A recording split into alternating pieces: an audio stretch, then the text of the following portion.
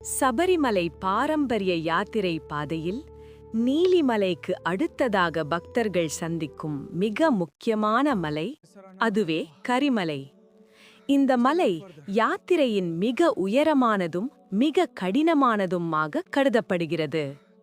கரி என்ற சொல்லுக்கு கருமை, இருள், அறியாமை என்று அர்த்தம். அதனால் கரிமலை என்பது மனதில் மறைந்திருக்கும் இருள், அகந்தை, ஆசை, அஞ்ஞானம் இவற்றை வெளிக்கொண்டு வந்து அழிக்கும் ஓர் ஆன்மீக சோதனை. புராணங்கள் சொல்கின்றன, மகிஷாசுரனை ஐயப்பன் அழித்த பிறகும் அவனின் அகந்தையும் இருளும் இந்த பகுதியில் நிலைத்திருந்ததாக.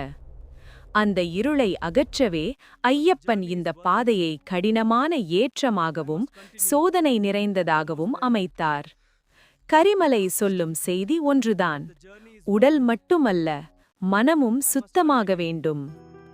அடர்ந்த காடு, குறுகிய பாதை, நீண்ட செங்குத்தான ஏற்றம் இவை அனைத்தும் சேர்ந்து பக்தரின் பொறுமையையும் நம்பிக்கையையும் சுயக்கட்டுப்பாட்டையும் சோதிக்கின்றன.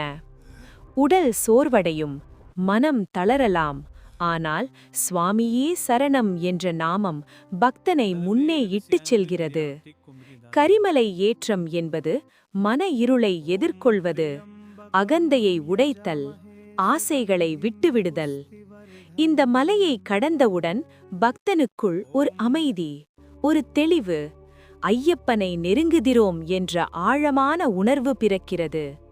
அதனால்தான் பக்தர்கள் சொல்கிறார்கள், கரிமலை கடந்தால் ஒளி தொடங்கும். கரிமலை வெறும் உயரமான மலை அல்ல, மன இருளை அழிக்கும் ஆன்மீக உச்ச சோதனை.